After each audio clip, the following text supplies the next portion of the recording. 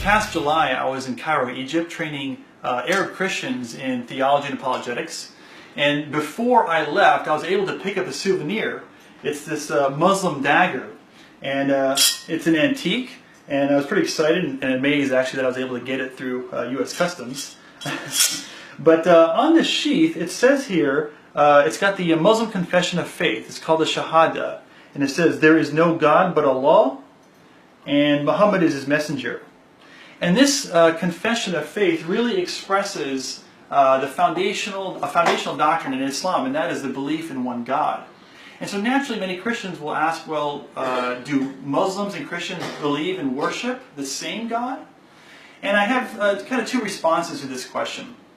The first is to recognize that God is not God's name. God is simply the title of a position. The position is a what, but the person who fills that position is a who. And you can kind of think of it as people who are running for public office. You might have somebody who's running to become a senator or maybe even a governor.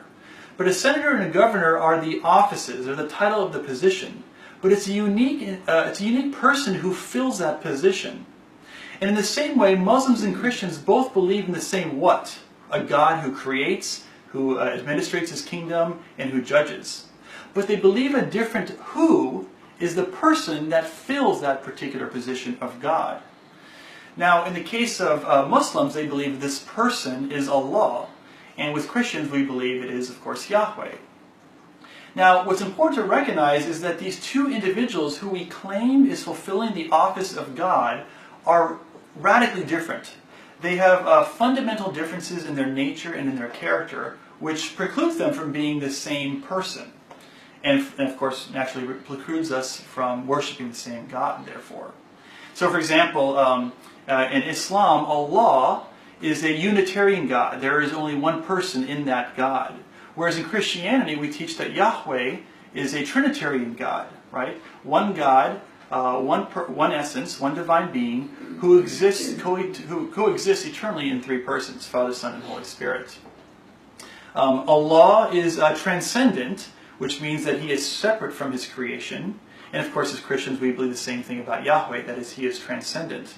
But we also believe that in Christianity, that Yahweh is immanent. That means he enters into creation and reveals himself to his people. And of course, becoming Jesus Christ, or I should say, Jesus Christ taking on human flesh is an example of God making himself known to us.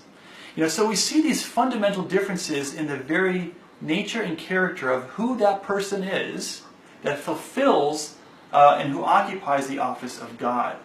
And so that alone kind of demonstrates that we're talking about two different persons with regards to who Christians and Muslims worship. But there's actually a question that I believe resolves this entire debate fairly substantially. And here's the key question. Do Muslims worship Jesus as God? Well, the answer is no. Do Christians worship Jesus as God? The answer is yes. Therefore, Christians and Muslims do not worship the same God.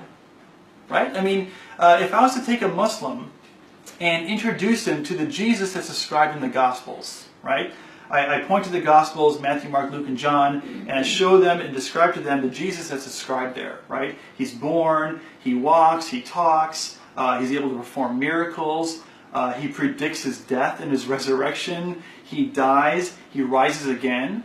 And then I was going to ask a Muslim, do you believe this person who's described here in the Gospels, do you believe this person is the God that you worship?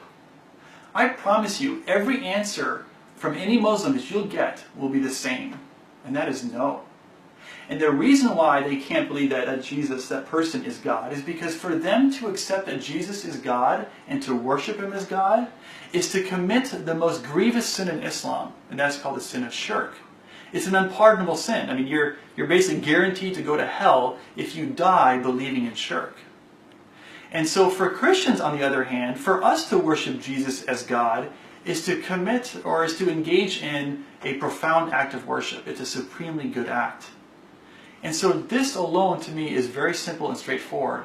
And it's the main reason why I reject the idea that Christians and Muslims worship the same God.